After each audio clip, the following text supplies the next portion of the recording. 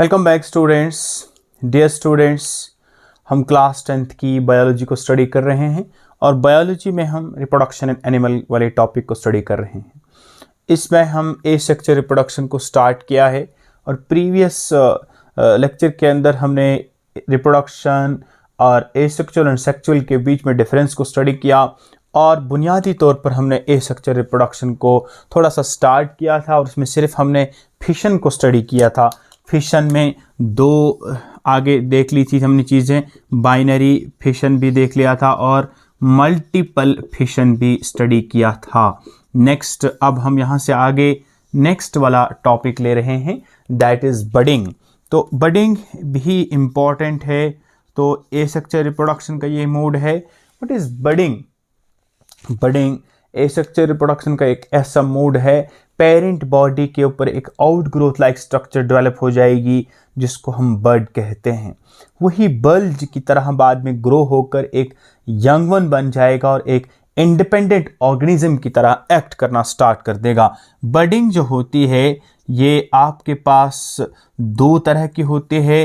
One is known as exogenous budding, other is known as endogenous budding.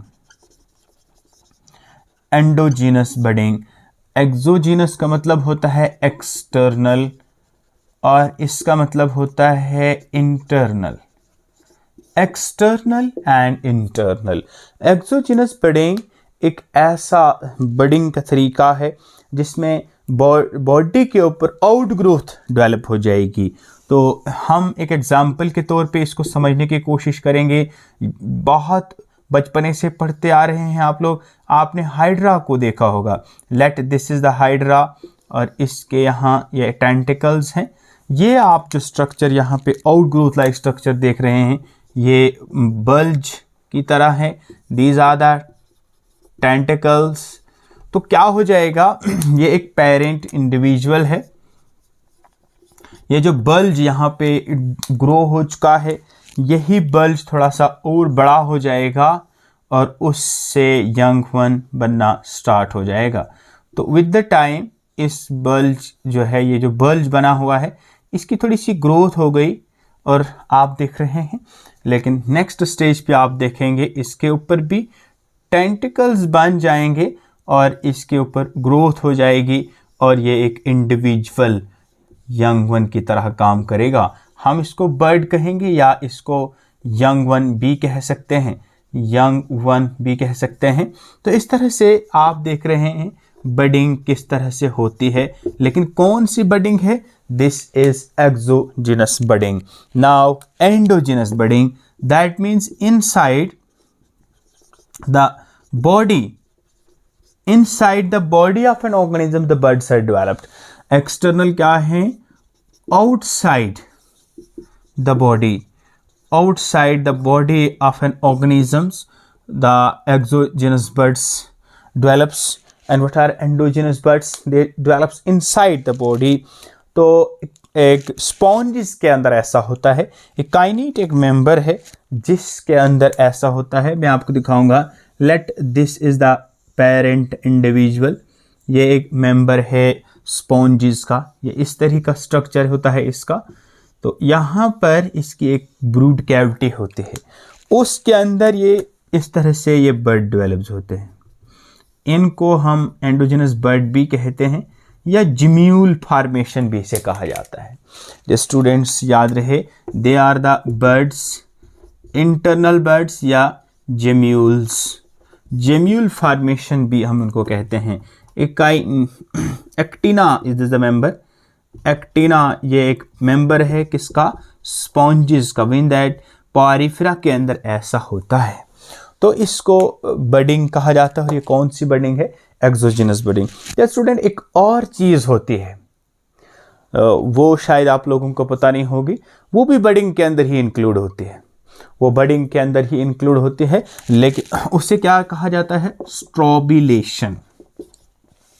आप में से कुछ लोगों को शायद पता हो स्ट्रोबिलेशन क्या होती है। स्ट्रोबिलेशन ये बेसिकली जेलीफिश के अंदर होते हैं और यहाँ टीनिया सोलियम के अंदर भी ऐसा होता है। तो मैं आपको एक डायग्राम के ज़रिए से समझाने की कोशिश करूँगा। Let this is the Taenia solium, ये इसका टीनिया सोलियम का हेड है, ये इसका रोस्ट्रम है। These are the suckers, Taenia solium जो है इसमें सक्कर्स होते हैं और ये एक एंडोपैरासाइट है। Let this is the neck of the Taenia solium. तो इसमें क्या होता है, ये जो नीचे अब neck, this is the neck, इसमें जो प्रोग्लॉटिड्स में दिखा रहा हूँ, these are the proglottids in this way, इसमें ये प्रोग्लॉटिड्स होते हैं। जब ये नेक्स्ट जनरेशन को बनाता है, इसमें भी एक बडिंग का एक तरीका होता है। ये जो यूनिट्स, छोटे छोटे यूनिट्स जुड़े हुए हैं, इनको स्ट्रोबिला कहते हैं। स्ट्रोबिला इनको कहा जाता है, या इनको प्रोग्लॉटिड्स कहा जाता है। तो ये भी एक तरह की बडिंग ही की किस्म है। ये जो एक यूनिट है इसको स्ट्रोबिला कहते हैं, और ये हर्माफ्रोडाइट होता है। जब जो ही पेरेंट बॉडी से डिटैच हो जाएगा तो कहीं फेवरेबल कंडीशन जब मिल जाएगी तो एकदम से एक नया ऑर्गेनिज्म बनना स्टार्ट हो जाएगा। तो स्टूडेंट्स, ये था बडिंग के बारे में। तो नेक्स्ट बढ़ते हैं आगे। बडिंग के बाद हमारे पास है फ्रैगमेंटेशन। आई थिंक फ्रैगमेंटेशन के बारे में आपको थोड़ा बहुत नॉलेज प्रीवियसली होगा, लेकिन व्हाट इज़ फ्रैगमेंटेशन? फ्रैगमेंटेशन खुद लफ्ज़ बता रहा है कि फ्रैगमेंट्स हो रहे हैं। नाउ आवर डिस्कशन किस पे रहेगी? फ्रैगमेंटेशन। तो फ्रैगमेंटेशन का मतलब क्या होता है कि पेरेंट बॉडी जो होती है वो छोटे छोटे फ्रैगमेंट्स में स्प्लिट होती है। Parent break into small fragments, and all that small fragments will give rise to the young one. Different examples जिसकी हैं, स्पायरोगायरा के अंदर होता है, प्लेनेरिया के अंदर भी होता है। मैं आपको एक एग्जाम्पल के जरिए से, एक डायग्राम के जरिए से समझाने की कोशिश करूंगा। प्लेनेरिया एक मेंबर होता है, आई थिंक ये पता हो आपको, प्लेटिहेल्मिन्थ से बिलोंग करता है। Let this is the planaria, ये प्लेनेरिया है, ये पेरेंट इंडिविजुअल है प्लेनेरिया का। तो जब इसकी फ्रैगमेंटेशन होनी होगी तो इसमें क्या हो जाते हैं, फ्रैगमेंट्स हो जाएंगे, छोटे छोटे फ्रैगमेंट्स, और वो फ्रैगमेंट्स आहिस्ता आहिस्ता एक स्टेप पे हो जाएंगे। बाद में वो फ्रैगमेंट्स लिटिल बिट डेवलप और हो जाएंगे, और एक स्टेज आ जाएगी कि वो फ्रैगमेंट्स बाद में छोटे छोटे यंग वंस बना लेगा। These are the fragmentations. Parent जो है फ्रैगमेंट्स इसके बन रहे हैं, और ये एक थर्ड स्टेज पे ऐसा आ जाएगा कि हमारे पास छोटे छोटे यंग वंस इसके बन गए प्लेनेरिया के। These are the small young ones which are developed by the planaria by the process of fragmentation. This is the planaria. तो इस तरह से आप इसमें हेड रीजन डिमार्क कर रहे हैं। तो ये एक पेरेंट था, this is the parent, and these are the young ones. तो प्रोसेस क्या है, फ्रैगमेंट्स बन रहे हैं, फ्रैगमेंटेशन। तो एग्जाम्पल क्या है, प्लेनेरिया। प्लेनेरिया या ड्यूजेसिया भी इसे कहा जाता है। It is the member of the phylum platyhelminthes. Yes students, next बात करते हैं रीजनरेशन। रीजनरेशन क्या होता है? खुद लफ्ज बता रहा है, रीजनरेट हो रहा है। रीजनरेट, रीजनरेशन, रीजनरेशन का मतलब होता है रीजनरेट, एक ऑर्गेनिज्म दोबारा तैयार हो रहा है। या तो बॉडी का कोई पार्ट पूरा कंप्लीट इंडिविजुअल बना रहा है, या बॉडी का जो है कोई टुकड़ा टूटा हुआ है तो उसकी रीग्रोथ हो रही है। डियर स्टूडेंट्स, आपने देखा होगा जैसे वॉल लिजर्ड होती है, अगर उसकी दुम कट जाती है तो अगेन उसकी दुम बन जाती है। दैट मीन्स उसमें रीजनरेशन हो गई है। कुछ ऐसे ऑर्गेनिज्म को बीच में अगर काट देंगे, वो आगे वाला हिस्सा जो है वो डेवलप हो जाएगा, अगले वाला हिस्सा भी, पिछले वाला हिस्सा भी ग्रोथ होकर एक नया ऑर्गेनिज्म बन जाएगा। That is known as regeneration. Dear students, spore formation को भी शॉर्ट में देख लेंगे। स्पोर फॉर्मेशन मोस्टली कहाँ पे होती है? ये फंजाई में होती है। मैं आपको दिखाऊंगा। Let this is the fungi, इसमें क्या होगा, यहाँ पर राउंडेड राउंडेड स्ट्रक्चर्स बनते हैं।